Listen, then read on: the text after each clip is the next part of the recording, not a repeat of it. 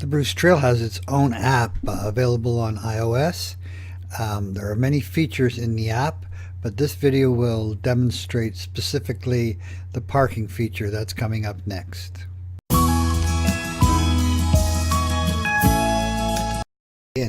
Let's open up the Bruce Trail app by pressing on that icon, and we're currently viewing the Mount Nemo area, and we're going to go turn on a couple of features that are not turned on currently right now. Right now we're going to hit the settings button in the bottom right hand corner. On the next page at the top, we're going to turn on map options, and we're going to turn on in the middle of the page parking options. I'll just turn on right there, and then now when we go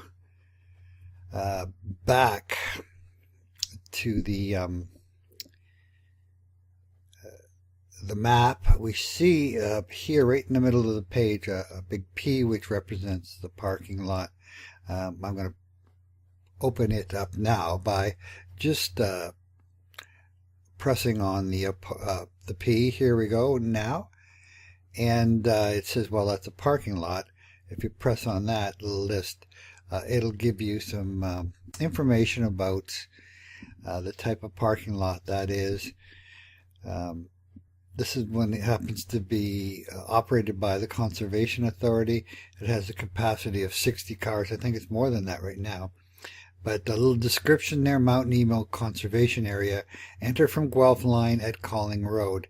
And as a matter of fact, it even gives you the latitude and longitude there if you want to punch that into your GPS. You get there. But that's an important feature for the Bruce Trail map, is finding parking locations that you can access so that you can begin to hike on the trail. Let's go back now to a different spot. I'm going to go a little further north up to Milton. Here we see